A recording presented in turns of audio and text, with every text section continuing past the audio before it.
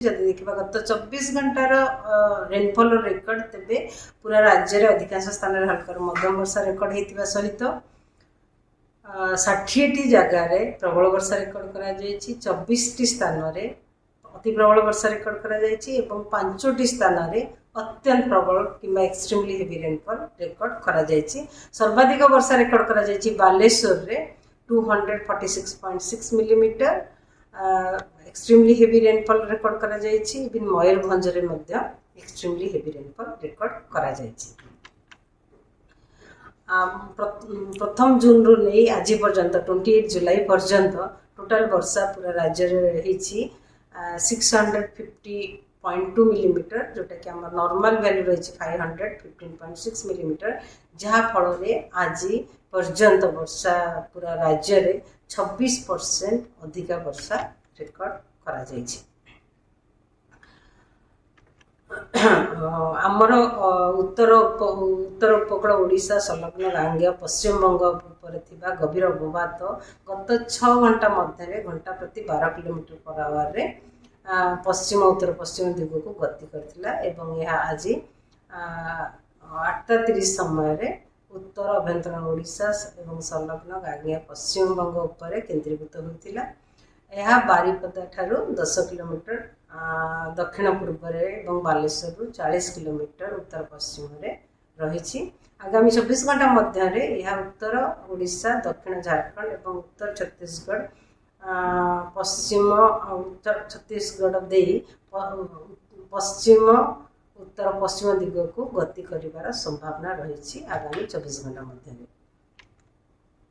आगामी 24 घंटा राज्य में अधिकांश स्थान में हल्का मध्यम वर्षा रही संभावना रही। सहित प्रबल अति प्रबल वर्षा किछि स्थान में एवं अत्यंत प्रबल वर्षा गोटे कि दुटे स्थान में होगार संभावना रही जमीक सुंदरगढ़ झारसुगुड़ा और बरगढ़ जिले में बरगढ़ संबलपुर जिले में सहित ऑरेंज अलर्ट इश्यू जोटा कि प्रबल अति प्रबल वर्षा होगार संभावना रही गोटे कि दुटे स्थान में जमीक मयूरभंज बालेश्वर भद्रक जाजपुर ढेंकानाल अनुगुल केउंझर देवगढ़ बौद्ध सोनपुर बलांगीर नुआपड़ा जिले में सहित अलग जिला गुड़िक जमीक मालकानगिरी कोरापुट नवरंगपुर कलाहांडी कंधमाल नुआपड़ा नयागढ़ खोर्धा पुरी जगतसिंहपुर कटक एवं केन्द्रापड़ा जिले में प्रबल वर्षा गोटे कि दुटे स्थान में होगार संभावना रही। वर्षा सहित प्रबल वर्षा सहित पवन रहिबार संभावना रही।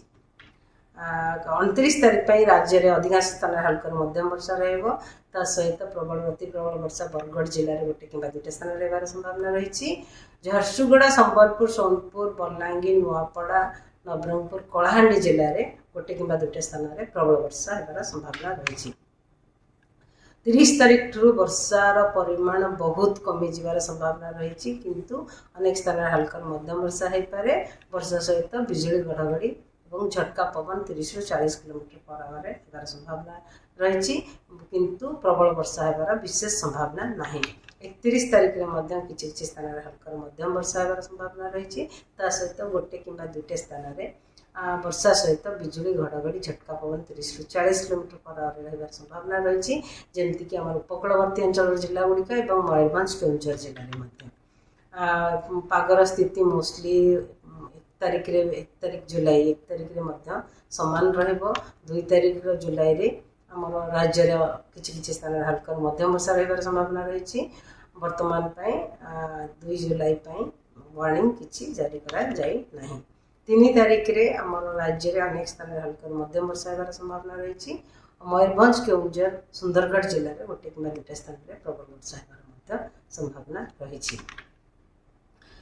आगामी 24 घंटा मत्स्यजीवी मानक वार्निंग जारी करा जायछि। मत्स्यजीवी मानक एडवाइस करा जायछि कि समुद्र भीतर को न जीवा पाई ओडिशा उपकूल दे आगामी 24 घंटा मध्य कारण समुद्र अशांत अत्यंत अशांत अधिक अशांत रहिबार संभावना रही। सहित कली वेदर वर्षा सहित पवन रहिबार संभावना रही। पवन गति पवन बेग 40 ରୁ 50 किलोमीटर पर आवर झटका पवन 60 किलोमीटर पर आवर आमर समुद्र भितर जोटा कि ओडिशा उपकूल को लगिकी जो समुद्र रही तार ପବନ ମଧ୍ୟ ରହିବ। ସେଥିପାଇଁ ମତ୍ସ୍ୟଜୀବୀକୁ ଯିବାକୁ ମନା କରାଯାଇଛି ସମୁଦ୍ର ଭିତରକୁ। ଧନ୍ୟବାଦ।